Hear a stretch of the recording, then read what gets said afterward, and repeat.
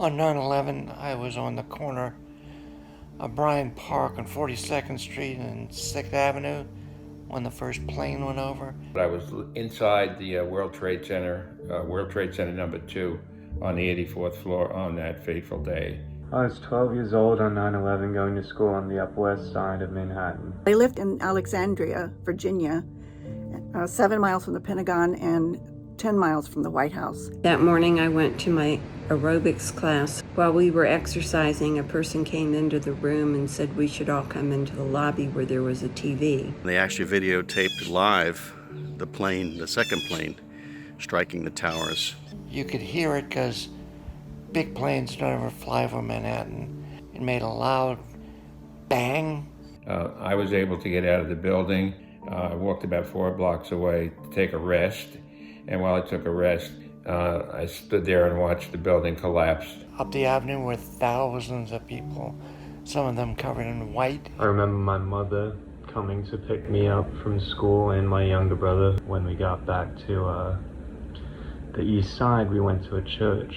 The church was littered with people in their suits or in their work clothes, covered in dust and covered in blood. And then it was nothing but sirens and ambulances going up the avenues for days. There was smoke coming from the Pentagon. Later, I started hearing booms. Thinking DC was under attack, I ran to the basement. I found out later that it was fighter jets taking off from Andrews Air Force Base and reaching the sound barrier very quickly. I visited the Pentagon crash site on September 12th with a congressional delegation. The smell of the bodies, the jet fuel, and the rubble will never leave me. The firm I worked for had 265 employees. Sadly to say, we lost 62 or 63 of them, I believe, if I remember correctly. We were in disbelief, as everyone was. In fact, I had to run up to my 3rd-story attic because we would be able to see the towers from that level. And sure enough, the day after, I went up to see if the towers truly were gone. We were all in shock. And I finally said, come on, well, let's get out of here. After a couple days, we went to Applebee's for dinner.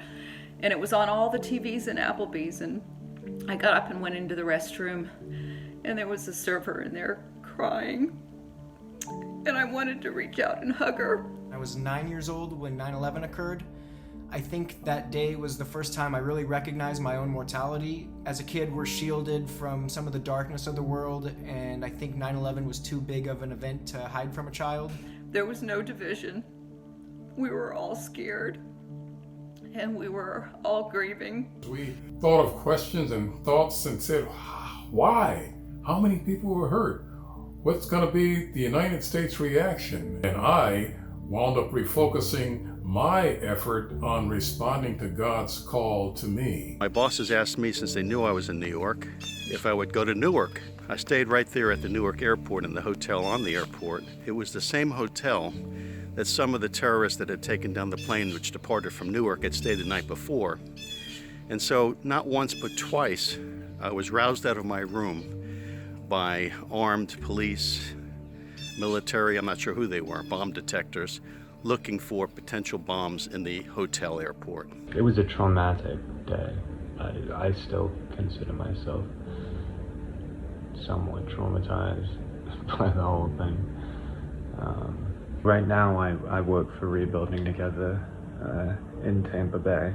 Part of our mission is rebuilding communities and rebuilding lives. I think that's integral to what I saw happen in the wake of 9/11. I work with a lot of folks who are younger than me, and I often think about how to them 9/11 might just be a historical event as something like the assassination of JFK is to me. It's difficult to feel the sheer impact it had on the world without experiencing it.